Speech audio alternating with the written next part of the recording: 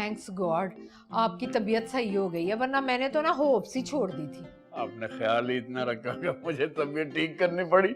इतना heaviest breakfast के बाद तो आपको एक ही चीज की जरूरत होगी। नहीं नहीं नहीं, मुझे और कुछ नहीं चाहिए, कुछ नहीं चाहिए मुझे और। नहीं, आपकी शक्ल से तो ऐसा नहीं लग रहा। अरे शक्ल पे मत जाओ मेरी, इसीलिए तो मेरे लजीज बंद कबाब बिकते नहीं है।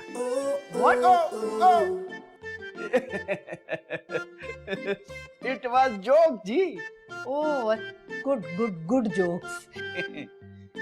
क्या ख्याल है फिर हो जाए? क्या? 1 कप ग्रीन टी। अच्छा मुझे ना बहुत हैरत होती है। मिशी, what is this? Green tea के बाद किसी को हैरत होती है? कितनी भोली हो तुम। मैं ग्रीन टी की बात नहीं कर रहा, तुम्हारी बात कर रहा हूँ। That's true. मुझे देखकर ना बड़े लोग हैरान हो जाते हैं। अरे मुझे तुम्हें देखकर नहीं, लोगों को देखकर जिनके मुंह से तुम्हारी बुराइयां होती हैं, उस पे हैरत होती है। ना कौन करता है मेरी बुराई? अगर नाल वाली फिनी कर दी है ना ते मैनू दस, मैं जाके ना ओदे गोडे किट्टे भन के आवांगी। मैं तुम्हारी सुल्ताना भाभी की बात कर रहा हूँ। आहो मुशी जी, तुसी बिल्कुल सही गल कीती है। भाभी जी को ना मैं बचपन से ही बुरी लगती हूँ। अच्छा, तो तुमने उन्हें बचपन से देखा हुआ है? और नहीं नहीं, मैंने नहीं, इसने मेरा बचपन देखा है। आलियान के अब्बा से ना बचपन में ही मेरी शादी हो गई थी। तभी तो तुम अभी तक सुल्ताना भाभी की बड़ी बेटी लगती हो। इसी बात की तो आग लगती है उस बुड्ढी को। वैसे ना मुशी, मुझे सच सच बताओ, क्या कह रही थी ये? और कह रही थी कि तुम तो बिल्कुल पेंडू थी। जब तुम शादी होकर आई थी ना, तो कबोट में आम भिगो के खाती थी। और क्या कहा उस बुड्ढी ने? हैं? और कह रही थी कि तुम जब मेकअप कर लेती हो ना, तो बिल्कुल बदरिया लगती है। ये भाभी जी ने बोला है? सत्यानाश हो जाए इसका। जब से मेरी जिंदगी में आई है ना, मेरी जिंदगी में स्यापा ही स्यापा है। और इसका बेड़ा गर्क हो जाए, फिटे मुंह इसका। इसने तो हद कर दिया, इसने तो मेरा जीना मुश्किल कर दिया। काली स्याप बांदरी, छोटे कद वाली मुछें आई होती है इसके। सत्यानाश हो जाए इसका। मुशी जी,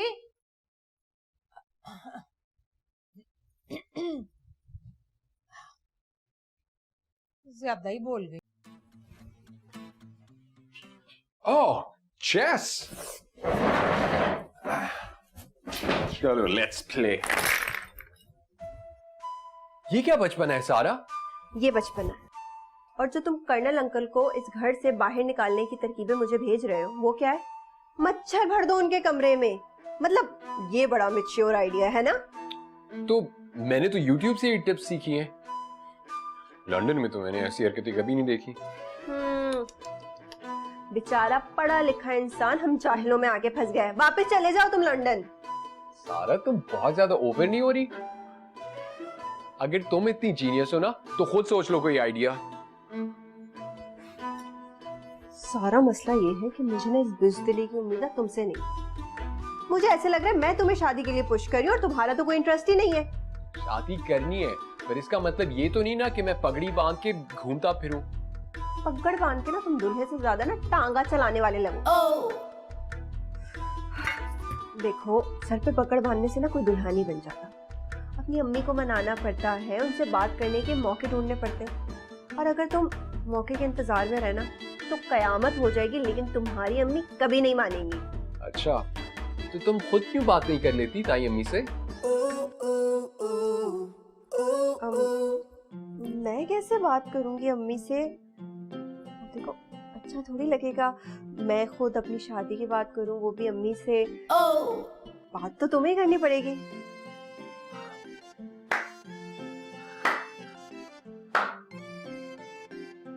वाह सारा, आज तक तो लड़की होने को तुमने बिल्कुल मजबूरी नहीं बनाया। अब जाके तुम्हारा कंटेंट खराब हो गया। तो मेरे बात करने से क्या फायदा? रिश्ता तो तुम्हारी अम्मी को ही लाना पड़ेगा ना। बस मैंने कह दिया, जाके अपनी अम्मी से बात करो, मुझे नहीं पता। ठीक है, फिर मैं अपने तरीके से बात कर लूंगा। ये अलार्म बन के ना मेरे सर पे बजने की जरूरत नहीं है, समझी?